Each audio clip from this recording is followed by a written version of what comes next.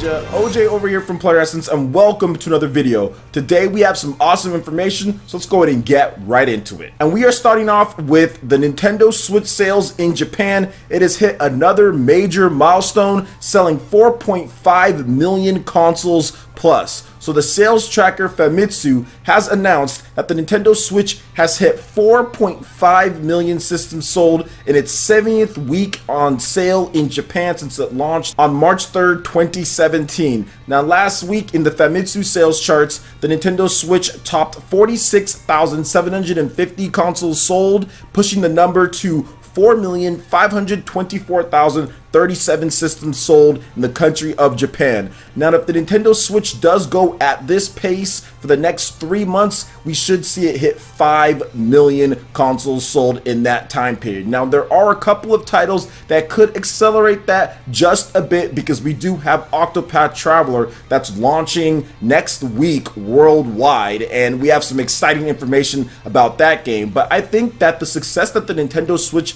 has seen thus far was predicted by some, but a lot of people just didn't expect it to do as well as it was going to do. In Japan, it's pretty much been the #1 system sold since it launched, and it's fastly approaching the PlayStation 4's sales. And I think that by the time that we get to the holiday season, that's where it's really going to pass it up completely, because I think it's around 2 million or so below it when it comes to sales. And I think that with Super Smash Bros. Ultimate, in addition to Pokemon Let's Go Pikachu and Eevee and Super Mario Party, those games are really going to help boost the Nintendo Switch past it right there. And Super Mario Party is coming out this October, so that's another big game before the holiday season comes with Smash and with Pokemon. So this is fantastic to see. Obviously, you want to see as much sales as possible, so it entices more developers to develop on the system. A lot of people like to think, okay, well, Nintendo has to go out there and money at, or has to go out there and say, yell and scream, put games on our system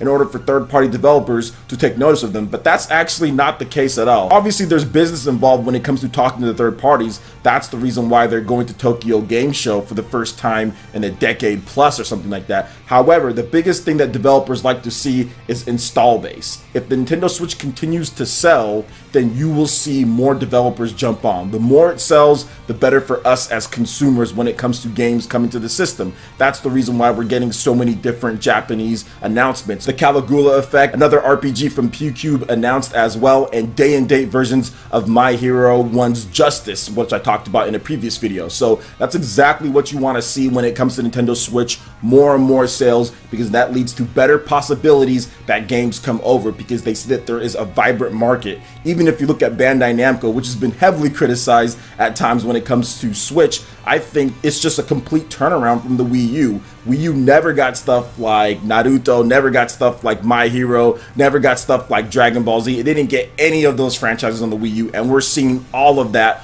on the Nintendo Switch because of the sales of the system. So that's fantastic to see. So what do you guys think about the Nintendo Switch topping 4.5 million systems sold? I would love to hear you guys' thoughts in the comment section below. All right, and moving into the next topic here, this is something that just caught me off guard, but at the same time, it all makes sense. I didn't think the developers of the game would actually say this, but they have stated that Octopath Traveler has been developed as a spiritual successor to Final Fantasy VI.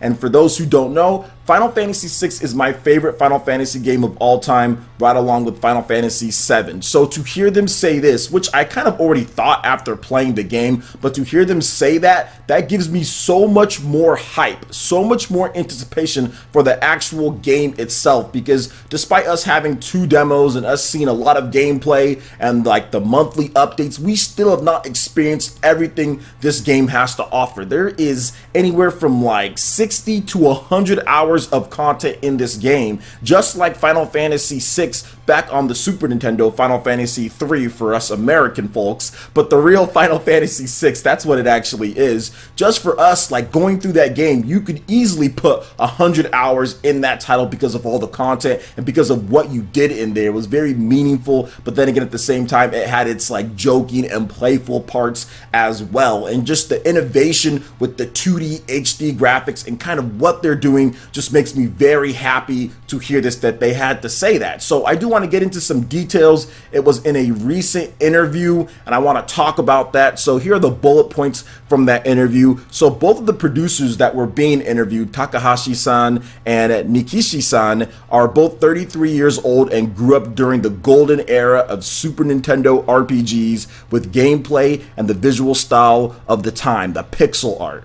Now, when Takahashi entered Square Enix, he wanted to do these kind of games, but he was told that it was easier to develop more modern looking games. After years of hard and successful work, he was finally able to do the kind of projects he initially wanted to work on. In terms of game mechanics, if Bravely was a spiritual successor of Final Fantasy V, then Octopath has been developed as a spiritual successor of Final Fantasy VI. So for those who don't know, Bravely Default was definitely more of a spiritual successor to like the 4 Heroes of Light, Final Fantasy V, those style of games, and this one is more of a spiritual successor to Final Fantasy VI. So I grew up in the same era as Takahashi-san. I grew up in the golden age of RPGs on the Super Nintendo. I'm a couple years younger than they are here. I had a brother who was about 6 to 7 years older than me, so we both played all of those golden age RPGs that he's talking about. Final Fantasy VI.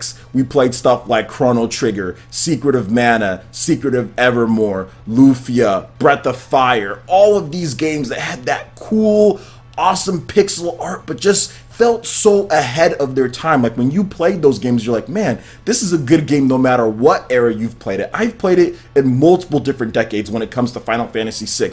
I played it back then in the 90s. I played it in the 2000s. I've played it recently. And anytime that I play Final Fantasy VI, I always feel that this game has done things that no other game does. And the same thing with Chrono Trigger and a lot of the other previous games. So to see him finally be able to make his dream game, and heck, my dream game without even thinking about it, going back to the golden age of RPGs, just gets me more hyped to play this. And I'm extremely excited that he was able to make this style of game because I grew up in that same era, and it's awesome to see them get this done. Octopath Traveler is coming out next week, guys, and it's going to be extremely hype on the channel. We're going to have a lot of content leading up into the release, and of course we're going to be streaming the game for quite some time on the channel, so look forward to Octopath streams too. So what do you guys think about Octopath being developed as a spiritual successor to Final Fantasy VI?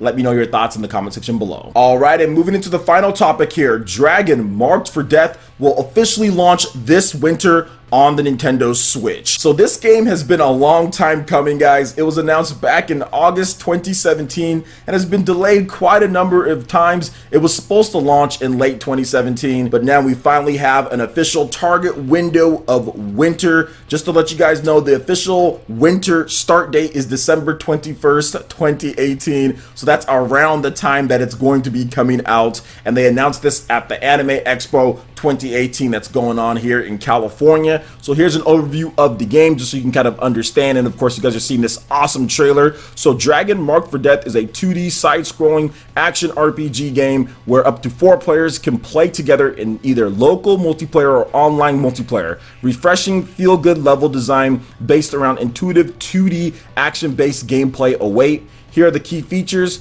Play through the game as one of 4 Dragonkin characters. The characters known as the Dragonkin have forged a pact with the dragons, which granted them special new powers. You can choose any one of the princess, warrior, shinobi, or witch characters to play as. And I'll be playing as the shinobi first. You guys know how we do it here on Player Essence. So each playable character has different strengths and abilities. The princess is a well-balanced DPS character. The warrior is a tank class character that protects the party with this high defense. The shinobi is a DPS that places emphasis on movement on tricky attacks, and the witch can both heal her allies and damage her enemies. A fascinating and immersive dark fantasy world. Carefully drawn pixel art from some of the industry's best pixelmancers paints the entire picture and brings players right into the dark fantasy setting. There's also exclusive features as well. Work together with your companions to progress through stages. In Dragon Marked for Death, working together with your companions opens up a whole new realm of possibilities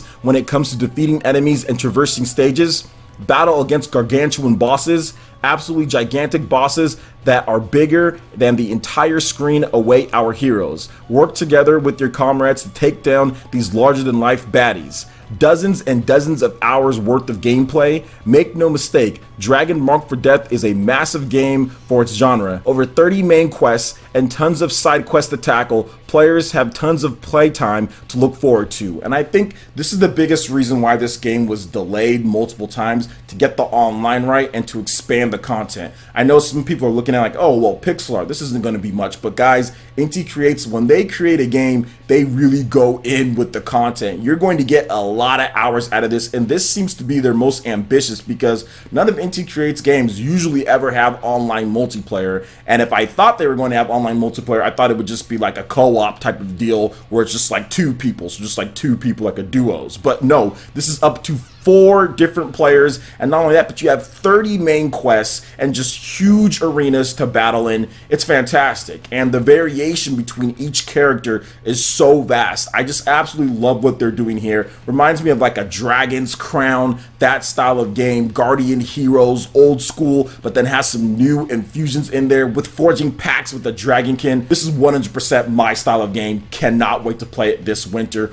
Hopefully that means December. Hopefully that does not mean 2019, but we'll have to wait and see on that one. So what do you guys think about all the different topics here, from the Nintendo Switch topping 4.5 million units, to Octopath being the spiritual successor to Final Fantasy VI, and Dragon Marked for Death getting a release window of this winter? Let me know your thoughts in the comment section below. Alright Ninja, that wraps it up for this video here. Go ahead and check out the links in the description below. We got Facebook and Twitter. Go ahead and give us a like and a follow on our social media. Really helps us spread the content of Player Essence across the internet in addition to YouTube. Also, make sure you check out our Patreon, Twitch, and YouTube live gaming page and consider supporting Player Essence. When you do so, it gets you access to all sorts of cool benefits, perks, rewards, and emotes via YouTube sponsorship. So check out the link in the description below and consider supporting Player Essence right here on YouTube. Hit that like button if you did like this video. Lets me know you guys want more content like this going forward in the future. And subscribe to Player Essence for the latest RPG, Japanese, and Nintendo gaming news. Thank you so much for watching, and we'll catch you Ninja for the next video. Peace.